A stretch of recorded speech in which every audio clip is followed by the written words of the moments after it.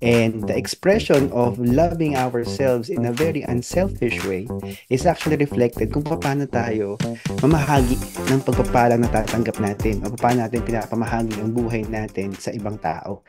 So sabi po dyan, sabi ni Randy Alcorn, God prospers me not to raise my standard of living, but to raise my standard of giving. And that's very true. At ang sabi po sa Deuteronomy 15:10 NIV version, I hope that you are reading with me while you are all on mute. Sabay-sabay po natin basahin. Kung kayo po ay appropriately pwedeng tumayo as an expression of our holy reverence sa ating Panginoon, pwede po kayong tumayo with me. Sabi dyan, give generously to them and do so without a grudging heart. Then because of this, the Lord your God will bless you in all your work and in everything you put your hand into. And may the Lord add blessing and power to the reading of His mighty words. So, sabi ng Panginoon dito, kapag tayo tinaas ng kalidad ng Panginoon ang ating pagtanggap ng yaman, pagtanggap ng pagpapalang material at pinansyal, hindi ito para tumaas ang ating kalidad o antas ng ating pamumuhay. Hindi lang yun, syempre tinaas na nga niya, ibig sabihin marapat lang kung tinaas niya ang ating kakayahan para kumita, kailangan itaas din natin ang ating pagiging mapagbigay. Dahil ang kapangyarihan para tayo ay magkaroon ng kayamanan ay mula sa Diyos according to Deuteronomy chapter 18 verse 8. So wag po natin kakalimutan kapag tayo po ay nagbigay ayon sa kalooban natin na naka-align sa will ng Panginoon. Siyempre, kailangan masaya tayo magbibigay. Nagbibigay tayo ng higit dun sa inaasahan maari ng tao, higit sa inaasahan, let's say, ng isang gawain o ng simbahan natin. Ika nga, kung babasihan po natin ng Old Testament, ang pag-uusapan po sa Old Testament is 10% of your ano no of your earnings. But if you will give more than that, then that is absolutely amazing. That is wonderful.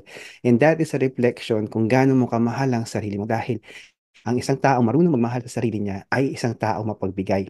Hindi lang ng yaman niya kung hindi yung kanyang sarili, yung oras niya, yung talento niya, hindi siya madamot kasi hindi rin siya madamot sa kanyang sarili. At ang sabi ng Panginoon doon sa second statement ng Deuteronomy 15:10, the Lord God will bless you in all your work and in everything you put your hand to. So, kung gusto niyo pong malaman ang katotohanan ng pangako ng Panginoon na to, sa mga nag-imbita po sa inyo rito sa SNJ, sa ating simbahan, kausapin niyo po sila. Tanungin niyo ang kalidad ng kanilang pagbibigay sa Panginoon. At alamin niyo kung paano sila pinagpala ng Panginoon pabalik dahil sila natutong magbigay mula sa puso at ayon sa kalooban ng Panginoon. So bago po tayo magdesisyon kung magkano po ang ating iaalay sa Panginoon, tayo po ay manalangin. Naman naming Diyos, kayo po ang magpala sa amin sa oras at pagkakataon na to. Kayo po ang magbigay sa amin, Panginoon, ng pusong mapagbigay. Tanggalin niyo po, Panginoon, ang anumang karamutan sa aming puso. Dahil ito, Panginoon, ay tanda ng pagtanaw namin ng utang na loob sa iyo. Dahil ikaw ang nag-aangat ng aming antas ng pamumuhay, dapat umaangat din ng aming kalidad ng pagbibigay.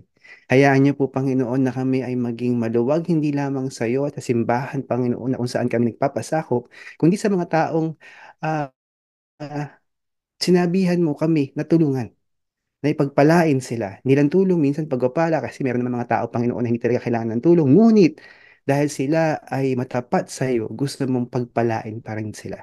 Dahil yun ang pangako mo sa mga anak mo na matapat sa iyo, ang pagpapala na mula sa langit. Po ang dalangin namin sa ngalan ni Jesus.